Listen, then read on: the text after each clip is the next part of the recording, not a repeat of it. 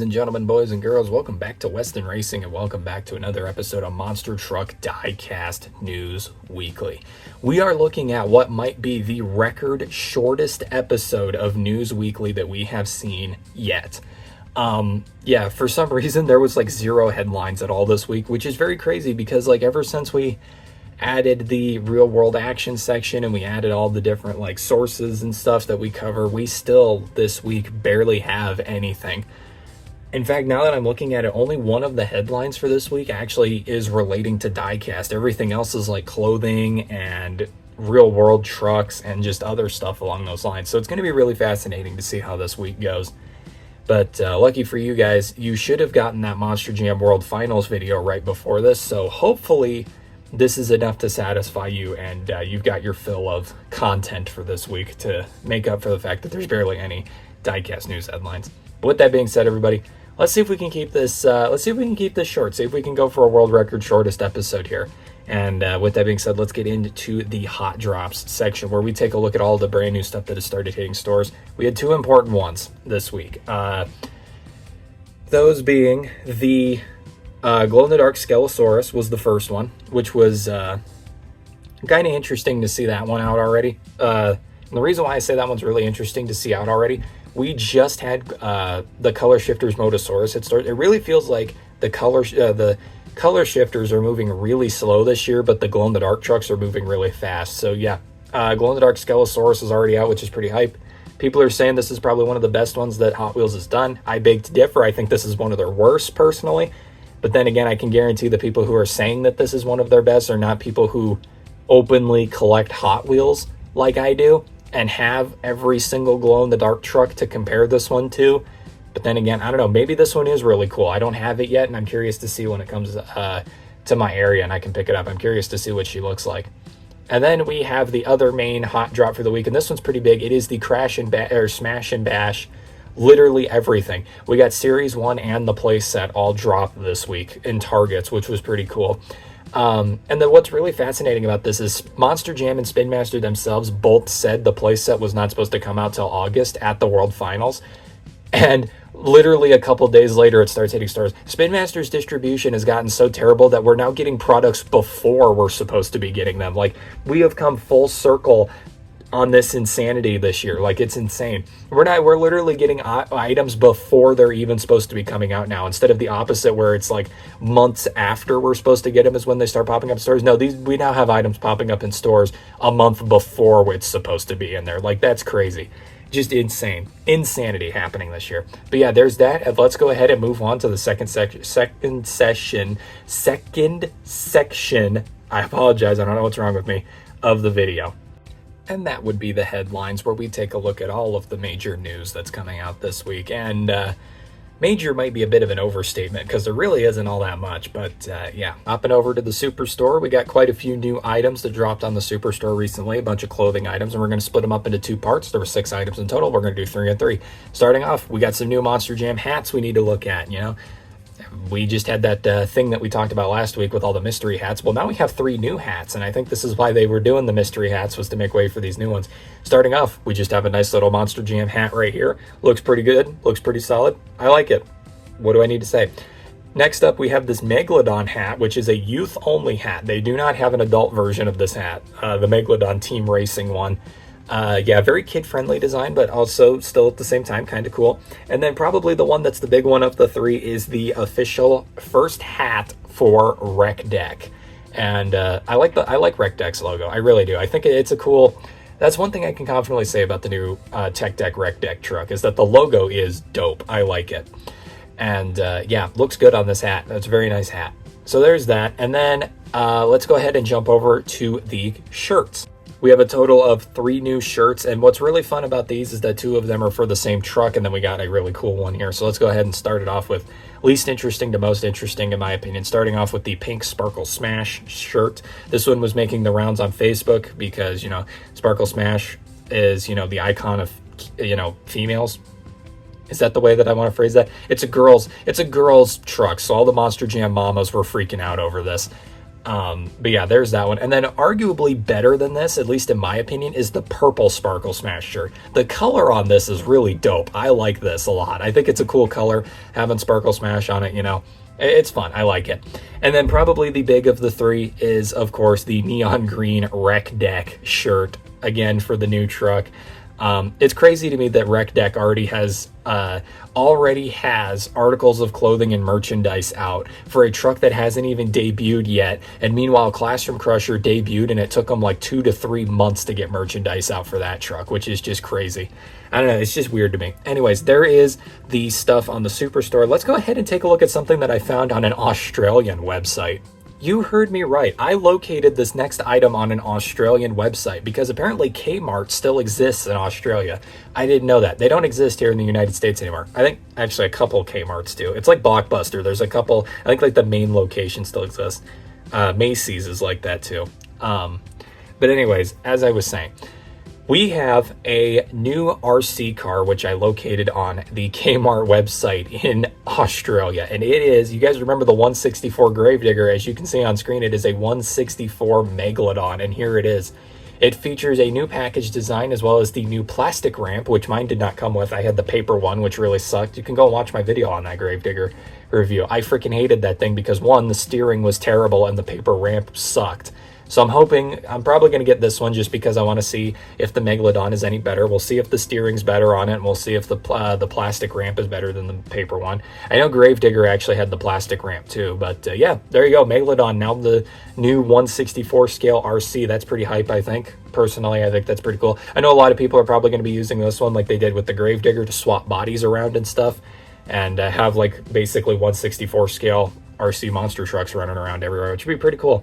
So yeah, there's that. Let's go ahead and move on to our next headline. Okay, so I may have lied a little bit when I said that we only had one Diecast headline. This is a second one that just popped up the day of me editing this, so I figured I'd cover it now and just get it out of the way. Because while it isn't like a major Diecast review or anything, it is important to cover just because these did just hit stores recently, so it'd be important to cover this. The Cobra's Crazy Escape Minis playset had one of the exclusive minis change.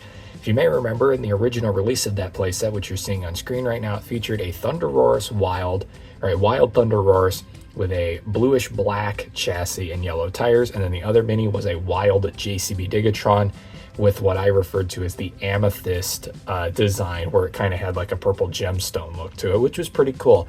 However, that Digatron does not look like that anymore. In the official release of the playset, which you are about to see on screen right now, the Digatron is now yellow like its real-life counterpart, but it's completely yellow, so it's a citrine color now instead of an amethyst color. Me personally, if I'm going to give my total thoughts on this, I'm kind of upset that we lost the purple Digatron because I thought that was really cool. However, I do think this is more fitting, and I'm kind of glad that they ended up going with this in the end. But at the same time, I really wish they kind of would have stuck with the purple one. Hopefully sometime down the line we'll get the purple one, just because I really want that purple Digatron that is super duper cool. So Spin Master, if you're watching this, please consider that maybe. And as for now, I think the yellow one's actually pretty dope looking. I dare I say I like the yellow one more than the purple one, but I still think we need the purple one. The purple one was really cool. But anyways, I just wanted to cover that and get that out of the way before we move into our final two headlines. Brace yourself for this next one. It's a big one. This is the headline that we all were dreading from last week. We talked about the fact that Monster Jam teased the fact that Bailey Circuit was going to become a real truck last week, and we officially have the reveal of the Bailey Circuit truck. And I'm not going to lie to you guys, here it is. I like it. Dare I say, I think this is pretty cool. It's kind of crazy. Like, I shouldn't feel bad about having an opinion on something, but I kind of do because I know 90% of the community hates this truck. I'll be in the 10%. I like the Bailey Circuit truck. It's great. I love the fact that it's on a pickup truck body, so it looks like it's from the early 2010s era with like Grindr and Disney XD. It gives off those vibes. I like that a lot. I'm also kind of glad that they didn't put it on a Monster Mutt body. A lot of people were like, oh, they should have put it on a Monster Mutt body. I don't think so, because it's not a Monster Mutt. Why would you throw it in with the Monster Mutts if it's not a Monster Mutt? That would have just been weird. So I'm kind of glad that they took this route with it. And I'm very glad they didn't do what Spin Master did, because what in the world was that? That thing is horrible. But yeah, I got to give credit where credit is due to Feld. They took an idea, they brought it to real life, and it actually worked out really well, in my opinion. I am a fan of the Bailey Circuit truck. I will say I was wrong about what I said last week, saying that this was going to be stupid regardless. I disagree. I take that back. This is actually really cool. I like the Bailey Circuit truck. I know 90% of you won't. That's fine. But it is kind of nice to be on the other side of a coin for once, where, you know, usually I'm disagreeing with you guys and saying that something really popular sucks. I'm on the other side of the coin now, and I'm saying something's really cool that really sucks. So, you know, whatever, you know. I like Bailey Circuit. I think it's cool. One thing that I want to add on to this before we move on to our final diecast headline is, you know, I think the real truck looks cool, but I think we all need to address the elephant in the room. What is Spin Master doing this year? Okay, so now that I got that out of my system, this next headline is really fascinating because it covers something that we have been wanting to see for a long time. This is your only diecast headline of the video right here. It is really fascinating to me as to what exactly happened here. I suspected that it might have had something to do with the fact that people were talking about it too much, so it kind of took away the hype, and Spin Master didn't want to release it. Then there's a part of me that thinks that the reason why they're not releasing it is because so many people were hating on the new King Sling that was in the double pack.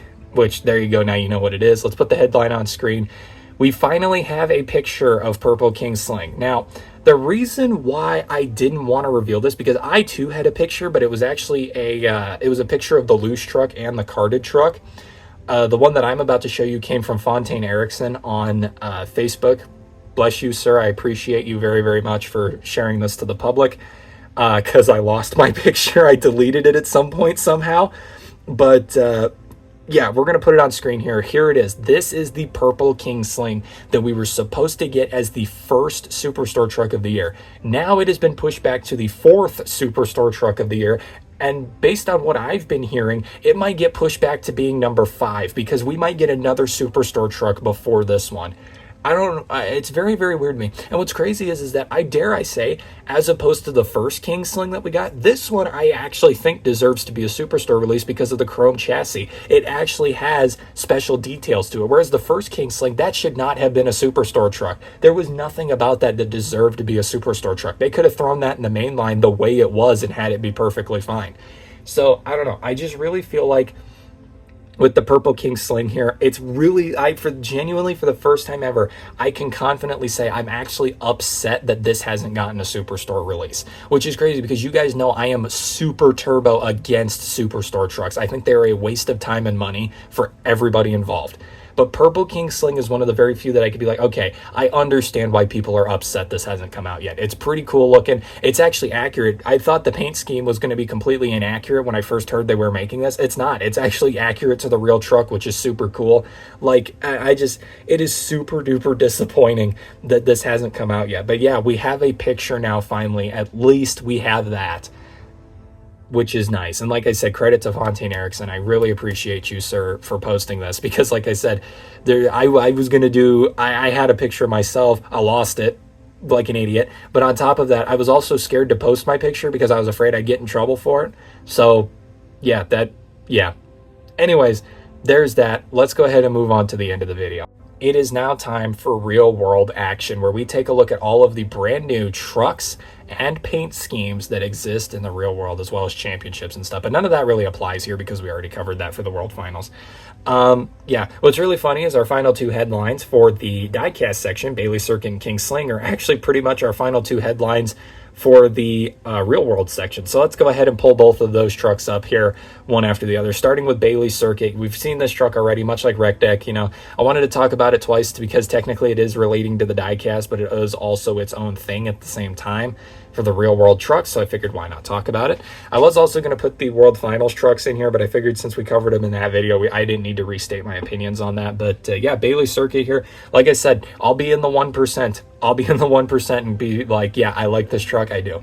What I did want to talk about here, because this didn't relate to the diecast, is that this is not a display truck for Ringling Brothers. This is actually competing in Monster Jam. Brianna Mahan is going to be driving this truck in Monster Jam.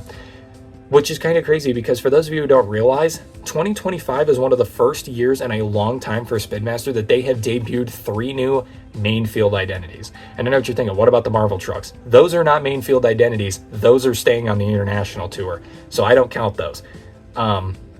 Yeah, this is the first time in a long time we've had this many new identities in one year, because we've had Classroom Crusher, Wreck Deck, and now Bailey Circuit all joining the main field, which is pretty exciting.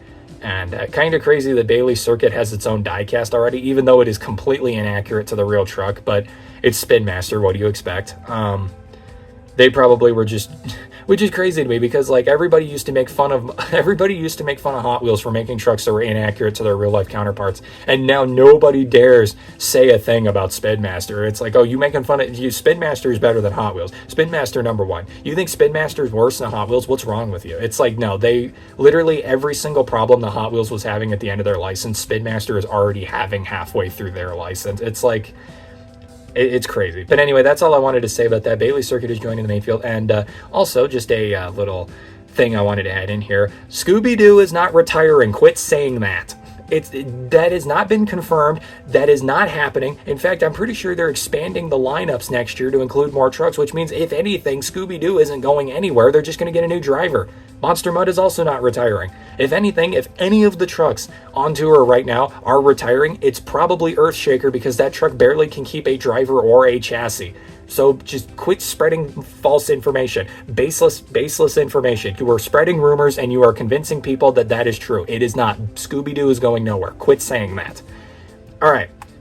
Now let's move on to our final thing we want to cover for this video, which is a pretty dang cool thing that was revealed recently. Now, I know technically this isn't a monster truck, but neither is King Sling, so, okay.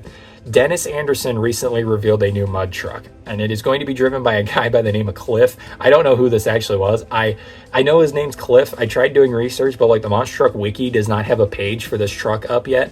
But yeah, here we go. Let's reveal it. This is Mud Rat, which is Dennis Anderson's newest Digger's Dungeon creation that is going to be driven by a dude named Cliff, who I don't know the last name of.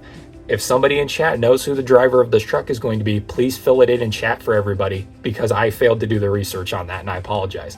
But yes, we now have a new counterpart to King Sling and Bog Hog, and it is this new Mud Rat truck. And I gotta say, it looks pretty dope. I think it's pretty awesome.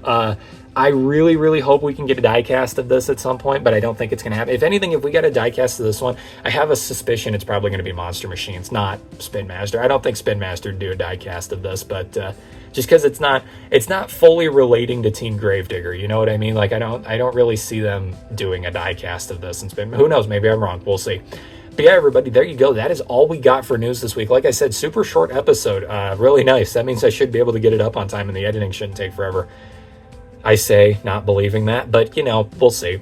Anyways, with that being said, everybody, I hope you all enjoyed, and I'll see you all in the next Diecast news video. Good day and good news.